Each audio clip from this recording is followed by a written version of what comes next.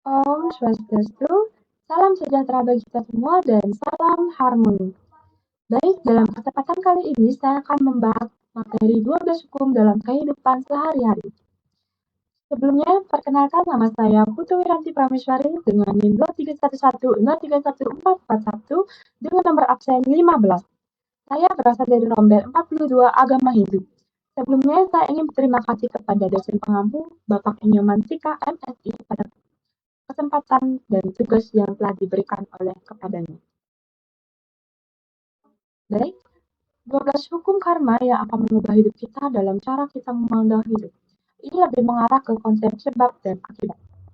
Menjadikan hukum karma sebagai landasan utama kita dalam menjalani hidup jauh akan lebih bermakna dan positif.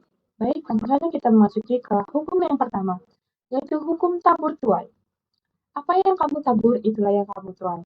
Sebagai contoh, yaitu ketika seseorang rajin belajar dan mempersiapkan dirinya untuk ujian, mereka cenderung meraih hasil yang lebih baik dalam ujian tersebut. Selanjutnya yang kedua yaitu hukum penciptaan. Tidak ada tidak ada yang bisa mengubah hidupmu kecuali dirimu sendiri. Hukum ini mengajarkan bahwa kita adalah satu-satunya orang yang memegang kendali atas hidup kita sendiri. Sebagai contoh, seorang koki yang menciptakan hidangan baru dengan menggabungkan bahan-bahan yang berbeda sehingga menciptakan hidangan yang lezat. Selanjutnya yaitu hukum kerendahan hati. Apa yang kamu tolak atau dijauhi akan semakin dekat kepadamu. Jadi dalam hukum ini agar kita dapat mengatasi dan mencari solusi atas setiap masalah yang kita hadapi. Sebagai contoh, ketika dalam diskusi kelompok, seseorang mendengarkan dengan baik pendapat anggota lain sebelum mengemukakan pendapatnya sendiri. Jadi hal ini mencerminkan kerendahan hati. Hukum selanjutnya yaitu hukum pertumbuhan. Kemanapun kamu pergi, disitulah kamu berada. Jika kita ingin tumbuh dan mewujudkan impian kita, maka kita harus menyadari bahwa pikiran kita adalah faktor utama yang mengendalikan realitasmu. Sebagai contoh, seorang pekerja yang rajin belajar dan mengembangkan keterampilan barunya dapat meraih pertumbuhan dalam karir mereka atau dapat meningkatkan jabatan mereka. Selanjutnya yaitu hukum koneksi. Semua yang kamu lakukan saling berhubungan satu sama yang lain. Jadi, hukum ini menjelaskan bahwa masa lalu, masa kini, dan masa depan semuanya saling terhubung satu sama lain. Jadi, masa depan kita adalah kumpulan dari keputusan dan tindakan yang pernah kita ambil sebelumnya.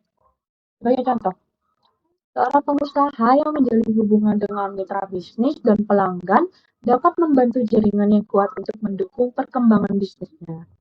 Selanjutnya yaitu hukum tanggung jawab. Hidup kita adalah akibat dari perbuatan kita sendiri, tidak ada yang lain. Jadi hukum ini berfokus pada kita bahwa realitas kita adalah cerminan dari kesadaran pikiran kita sendiri. Sebagai contoh, seorang karyawan di tempat kerja harus memahami tugas dan tanggung jawab mereka sesuai dengan standar yang ditetapkan. Selanjutnya yaitu hukum fokus. Hukum fokus.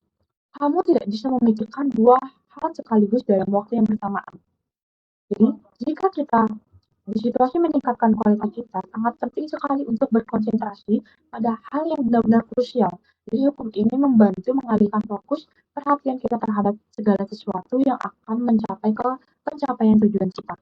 Sebagai contoh, seseorang yang tengah bekerja di kantor, fokusnya pada pekerjaan yang sedang dilakukan membantu mereka menyelesaikan tugas dengan lebih efisien dan cepat.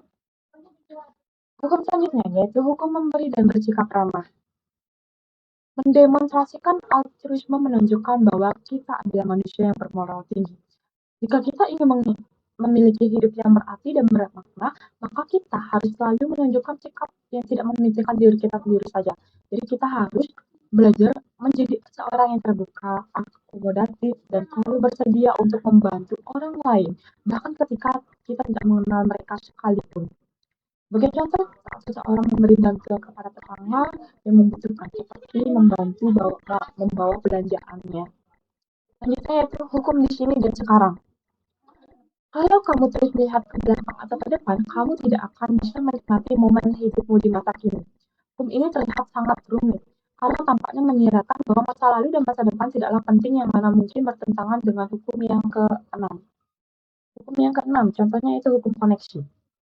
Nah, di sini dapat kita ambil contoh saat seseorang sepenuhnya hadir saat makan bersama keluarga tanpa terganggu oleh ponsel atau pekerjaan. Jadi di sini benar-benar ingin menikmati momen-momen di mana kita sedang berkumpul dengan keluarga makan bersama.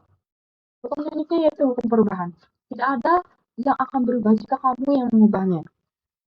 Nah, untuk memperbaiki keputusan yang salah dan menghilangkan kebiasaan yang buruk yang kita miliki, kita harus mengambil tindakan yang nyata agar perubahan benar-benar terjadi di dalam diri kita sendiri. Sebagai contoh, kita seorang merencanakan liburan dan kemudian beradaptasi dengan perubahan rencana yang tidak terduga, seperti misalnya perubahan cuaca. Hukum selanjutnya yaitu hukum kesabaran dan imbalan. Jadi imbalan yang setimpal akan didapatkan bagi mereka yang mau bersabar. Tidak peduli berapa lama waktu yang dibutuhkan jika kita terus-menerus bekerja keras atau mendapatkan apa yang kita inginkan. Suatu saat nanti pasti kita akan memetik hasilnya. Sebagai contoh dalam belajar atau bermain instrumen musik. Jadi kesabaran dalam berlatih berbulan-bulan akan membuahkan hasil ketika seseorang akhirnya mampu memainkan lagu dengan baik. Hukum yang selanjutnya yaitu hukum signifikan. Sebaik-baiknya manusia adalah mereka yang bermanfaat bagi orang lain. Jadi hukum ini memiliki sebab akibat yang berdampak pada banyak orang. Memang kita akan menuai apa yang kita tabur, tetapi kita harus menyadari bahwa keputusan dan tindakan yang kita ambil secara personal pada akhirnya akan berkontribusi pada masyarakat.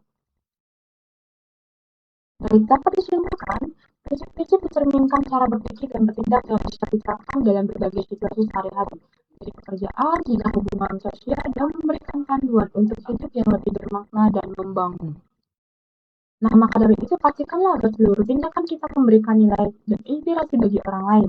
Berusahalah untuk melakukan kebaikan dan menjadi contoh yang teladan bagi sesamamu. Tidak peduli dengan apa yang kita percaya dan dengan karma atau tidak setuju bahwa hukum-hukum yang sudah dijelaskan tersebut mengandung kebijaksanaan dan prinsip dasar yang dapat diterapkan oleh siapapun untuk membuat hidup kita menjadi lebih baik. Baik, terima kasih atas perhatiannya. Itu saja yang dapat saya sampaikan pada video kali ini. Saya tutup dengan Om Santi, Om Santi, Santi, Santi. Salam harmoni.